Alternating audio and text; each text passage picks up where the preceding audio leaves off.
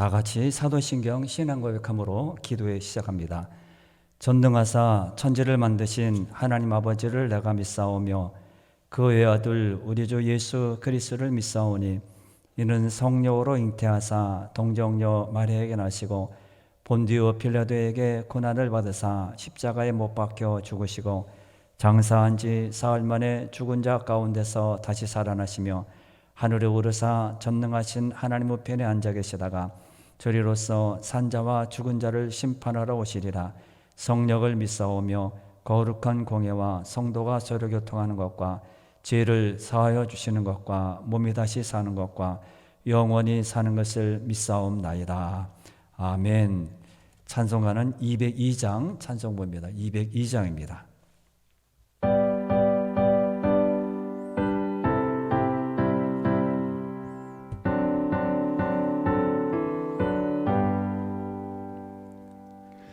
하나님 아버지 주신 책은 귀하고 중하신 말씀일세. 기쁘고 반가운 말씀 중에 날 사랑한단 말 참 좋도다. 주께서 나를 사랑하니 즐겁고도 즐겁도다. 주께서 나를 사랑하니 나는 참 기쁘다. 구속의 은혜를 저버리고 어긋난 딴 길로 가다가도 예수의 사랑만 생각하면 곧 다시 예수께 돌아오리. 주께서 나를 사랑하니 즐겁고도 즐겁도다. 주께서 나를 사랑하니 나는 참 기쁘다. 구주의 영광을 바라보며 예수의 이름을 찬양하리. 영원히 찬양할 나의 노래. 예수의 이름이 귀하도다. 주께서 나를 사랑하니 즐겁고도 즐겁도다. 주께서 나를 사랑하니 나는 참 기쁘다. 주 예수 날 사랑하시오니 나 또한 예수를 사랑하세. 날 구원하시려 내려오사 십자가 위에서 죽으셨네.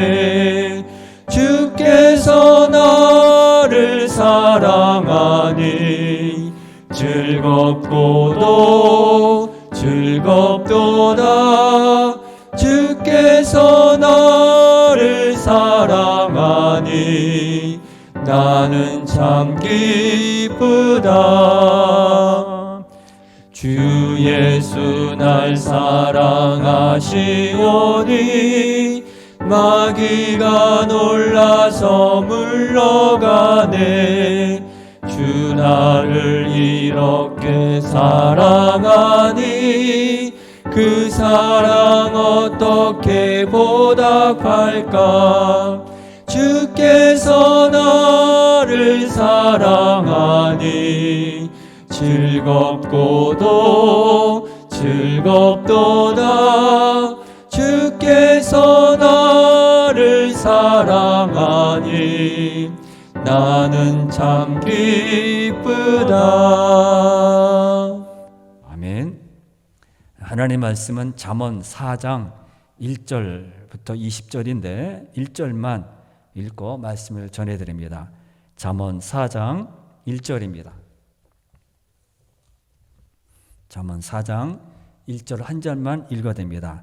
아들들아 아비의 훈계를 들으며 명철을 얻기에 주의하라. 아멘. 우리가 계속 잠언서에 대해서 생각해보고 오늘은 명철을 얻기에 주의하라 이 제목으로 말씀을 전해드립니다. 지난주에는 제가 코로나 때문에 말씀을 전하지 못했습니다. 기도해 주셔서 감사합니다. 제목을 명철을 얻기에 주의하라 말입니다. 잠언서 우리가 계속 생각해보고 있는데 반복해서 하시는 말씀이 있습니다. 지혜를 들으라, 지혜를 가지라 이 말들입니다. 우리가 계속 잠언서에 대해서 계속 공부하고 있는데 어느 정도 지혜를 가까이 하고 있습니까? 아니면 지혜를 우리가 이렇게 함께 하고 있습니까? 지혜를 가졌습니까? 오늘 본문에서도 처음부터 마지막까지 아비가 자식에게 훈계를 하면서 자식이 그 훈계를 달게 받기를 바라는 마음이 잘 드러나고 있습니다. 자, 1절을 읽었는데 3절 말씀을 읽겠습니다. 3절 말씀에 보면 이렇게 기록하고 있습니다. 3절입니다. 나도 내 아버지에게 아들이었으며 내 어머니 보기에 유약한 외아들이었노라 이렇게 말씀을 합니다. 비록 자신이 약하고 부족한 자였지만 이제 자신도 아비가 되고 보니 아들에게 꼭 전해주고 싶은 말, 이것은 꼭 명심해서 기억하라 그런 말들이 있다는 것입니다. 또 10절 말씀에 보면 쭉 내려가서 10절에 보면 또 이렇게 말합니다. 10절 읽어드립니다. 내 아들아 들으라 내 말을 받아라 그리하면 내 생명의 해가 길리라 이렇게 말씀합니다. 솔로몬은 자신의 자녀에게 듣고 지키면 지혜롭게 된다. 이 훈계를 잘 들으면 아비 훈계를 잘 들으면 지혜롭게 된다 이렇게 말을 합니다. 그러면서 20절 말씀에서 이렇게 말합니다. 결론으로 20절에서 이렇게 말씀합니다. 20절을 읽어댑니다. 내 아들아 내 말에 주의하며 내가 말하는 것에 네 귀를 기울이라 이렇게 말씀합니다. 이렇게 계속 아비가 아들에게 꼭 전하고 싶은 내 말을 꼭 들으라 기억하라 이렇게 말씀합니다. 자, 그래서 오늘은 이 말씀은 생각해 보면서 기도하려고 합니다. 여기에서 아버지 첫째로 아버지와 아들은 누구일까요? 아비가 자녀들에게 이렇게 말을 하는데 이 자녀들아 잘 들으라 그러는데 아비는 누구며 자녀는 누굴까요? 본문에서 여러 가지로 해석할 수 있는데 가장 쉽게 할 수 있는 것은 솔로몬이 지은 잠언이니까 솔로몬과 그의 아들들이라 솔로몬이 자기 아들들에게 전해주는 말씀이다. 그렇게 추측할 수 있죠. 맞는 것이죠. 또 굳이 솔로몬과 그의 자녀들만이 아니라 오늘 우리들의 아버지, 우리들의 자녀들 그렇게 생각해 볼 수 있습니다. 더 넓게 세 번째는 무엇을 생각해 볼 수 있습니까? 하나님의 말씀이니까 아버지는 하나님이고 자녀는 우리 성도고 우리 모든 온 지구상에 있는 성도 이렇게 살필 수 있습니다. 그러므로 육신의 아버지와 아들들에 대한 이야기가 될 수도 있고 더 나아가서 하나님 아버지와 성도 우리들과 관계가 될 수 있습니다. 그래서 솔로몬은 이런 관계에서 하나님이 주신 지혜를 가졌다. 그러므로 너희들도 너희 자녀들아 내가 가지고 있는 이 지혜를 너희들도 가지고 있으라 이렇게 말한 것입니다. 그러므로 똑같은 그런 마음으로 이렇게 오늘 이 말씀을 기록하고 들려주고 있는 겁니다. 솔로몬이 자신이 전하는 이 말이 지혜라고 해도 틀리지 않는 그런 좋은 내용들입니다. 그만큼 인생에게 꼭 필요한 지혜를 전해주고 있는 것입니다. 솔로몬이 자신의 자녀들에게 이것만은 너희들이 반드시 들어야 한다고 말을 합니다. 그러므로 그렇게 솔로몬의 자녀들에게 그렇게 말한 것처럼 오늘 내가 내 자녀들에게 꼭 들려주고 전해주고 싶은 그런 말들, 덕담이라든지 아니면 다른 말들이 있습니까? 솔로몬이 아무 말이나 하면서 야, 내 말을 잘 들어라. 너희들은 그래도 보증을 쓰지 말라 이런 말도 하는 부모들도 있고 이렇게 형제끼리 화목하게 잘 살아라 그렇게 말하는 부모도 있습니다. 그런데 오늘 솔로몬이 말하는 그런 내용을 보면 세상적인 것이 아닙니다. 부자가 되라. 너희는 이렇게 부자가 된 다음에는 이렇게 나눠주라. 이렇게 말하지 않고 하나님의 지혜를 전하고 있습니다. 그렇다면 우리도 하나님의 지혜를 말할 수 있어야 합니다. 세상에 널려지는 그런 말들을 보면 좋은 말들이 많아요. 소설이나 시나 이렇게 모든 것을 표현하는 것을 보면 정말 아름답습니다. 그림을 그리는 사람도 야, 이걸 어떻게 그렸을까? 그럴 정도입니다. 그런데 그런 것들은 흘러가고요, 지나가고요, 없어집니다. 무엇이 남겠습니까? 하나님의 말씀이 남아있고 그것이 양약이 되어서 오늘 뒤에 살피겠지만은 생명의 길며 너에게 화복하고 생애의 모든 복을 줄 것이라 말씀합니다. 우리가 자녀들 입장에서 자녀들을 볼 때, 아들과 딸들을 볼 때 야, 요즘 이렇게 살아라 저렇게 살아라 해주고 싶은 말들이 많이 생깁니다. 그런데 가만히 제 자신을 보면 내가 이 말을 해도 되나? 그럴 정도면 왜요? 못 믿지 못하거든요. 신앙적으로 별로 자녀보다 더 못하고 오히려 어떻게 보면 자녀들에게 용서받고 사는 것처럼 그렇게 생각합니다. 나는 이렇게 막 불법을 저지르고 막 이렇게 하면서도 자녀들은 그렇게 하지 말어 이렇게 해야 돼 이런 것을 보면서 내가 과연 자녀들에게 이 말을 할 수 있을까 이런 것입니다. 그러므로 오늘 솔로몬이 이 자녀들에게 들으라 이 말은 행위가 아닙니다. 사람의 행위 너희는 살아갈 때 이렇게 살아가라 그것이 아닙니다. 아버지로서 먼저 지혜를 가져야 하는데 그 지혜는 세상에 있는 것들이 아닙니다. 부자가 되고 화목하고 아니면 나눠주고 이런 것들이 아닙니다. 자녀들에게 전해줄 그런 지혜가 우리가 어디서 얻어야 합니까? 행위? 우리가 무슨 얻은 것 가지고 살아온 그런 경험을 가지고 말합니까? 아닙니다. 성경과 기도에 있습니다. 하나님의 주시는 참된 지혜는 책을 많이 읽는다고 거기에 덕담 훌륭한 사람이야 내 말을 들어 그렇지도 않습니다. 수준 높은 그런 교육을 받고 외국에서 공부해 왔대 그래서 그 사람 말을 듣는 것이나 아닙니다. 경험이 많아서 저 사람은 경험이 많아 여러 가지 직업을 옮겨다면서 경험이 참 많아 그래서 그 말을 들어야 합니까? 그 말도 아닙니다. 또 나이가 많으니까 연세가 많으니까 들을 말이 있을 것이다 그것이 아닙니다. 행위가 아니라는 겁니다. 하나님의 지혜를 준비하는 방법은 말씀과 기도에 있습니다. 그래서 지혜가 그 내용이 참된 것이고 그 지혜가 나를 살릴 것이고 그 지혜가 장차 나로 하여금 세상에 어떠한 것이 있어도 나는 온전한 사람으로 인간답게 살아가게 된다고 말씀합니다. 성경 보고 기도하다 보면 말씀이 마음에 새겨지게 되고 말씀이 마음에 새겨지게 되면 내가 행동하는 일들이 하나님이 기뻐하시는 방향으로 나아가게 됩니다. 말씀을 자꾸 듣고 기도하게 되면 내가 하나님이 원하시는 방향으로 주님이 기뻐하시는 마음으로 나아가게 되고요. 방향과 목표를 그렇게 추종하게 됩니다. 세상적이었습니다. 또 성공하기를 원했습니다. 부자가 되기를 원했습니다. 그러나 말씀을 잡고 들고 기도할 때 보면 이게 아니구나. 목표를 수정하고 방향을 수정하게 되죠. 그래서 주님이 기뻐하시는 하나님의 영광을 돌리는 그런 일로 나아가게 된다는 것입니다. 그러므로 지혜는 살아있는 겁니다. 그래서 한번 전달되기 시작하면 지혜가 사람을 살리게 됩니다. 10절 말씀에서 그랬죠. 10절에 보면 다시 보겠습니다. 10절 말씀 보십시오. 10절에서 이렇게 말했습니다. 내 아들아 들으라 내 말을 받으라 그리하면 내 생명의 해가 길리라. 생명의 해가 길리라 장수하게 된다 말씀합니다. 지혜는 우리가 가지고 있는 것으로만 끝나는 것이 아니라 장수 내 생명의 길리라 이렇게 말합니다. 아빈 내가 먼저 이 지혜를 알아야 합니다. 여러분이 깨닫는 만큼 자녀들에게 전달이 되는 것이고 그에게 이어갈 수 있습니다. 둘째로 그러면 어떻게 해야 합니까? 내가 먼저 해야 합니다. 지혜를 전해주기 전에 자녀들이 이렇게 해라 그러기 전에 내가 실천해야 되고요. 내가 행동해야 되고요. 어른 성도들 보면 그런 것을 많이 보잖아요. 성묘를 드렸어요. 그런데 그것을 주보의 기록이 빠졌습니다. 그럴 때 막 그렇게 합니다. 그러나 성묘를 드리는 분을 살펴보면 자신이 성묘를 드리지 못할 때 다른 사람에게 강요를 못해요. 좀 드려요. 왜 헌금을 이렇게 성묘를 안 드립니까? 헌금도 마찬가지고 예배도 마찬가지고 내가 예배 참석하지 않으면서 왜 예배 빠져요? 기도 참석 안 하면서 왜 기도 안 합니까? 그럴 수 없습니다. 내가 해야 돼요. 내가 헌금하면서 내가 기도하면서 내가 이렇게 드리면서 봉사하면서 헌신하면서 다른 사람에게 말할 수 있습니다. 아비된 자로서 자녀들에게 내가 먼저 본을 보이고 내가 먼저 앞장서서 나아갈 때 따라오는 겁니다. 행위가 아니라 그렇습니다. 행동이 아닙니다. 본을 보이고 기도하는 모습, 성경에 있는 이 모습입니다.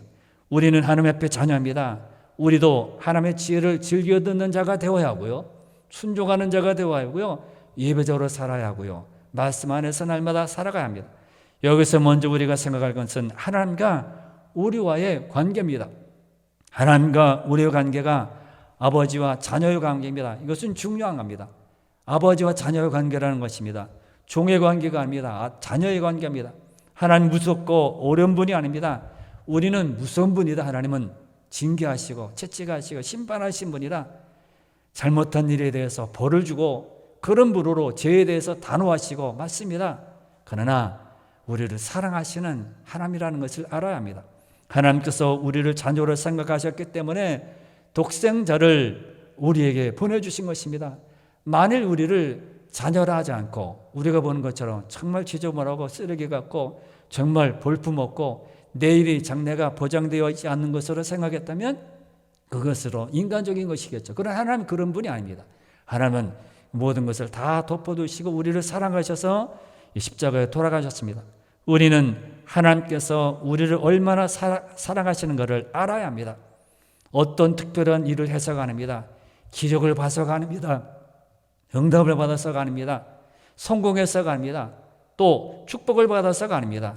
하나님의 나라를 사랑한다는 것 자체 하나만으로도 우리는 항상 하나님 앞에 우리는 나아가야 합니다. 이것을 우리는 기억을 해야 합니다. 나는 아닌 것 같아. 아닙니다.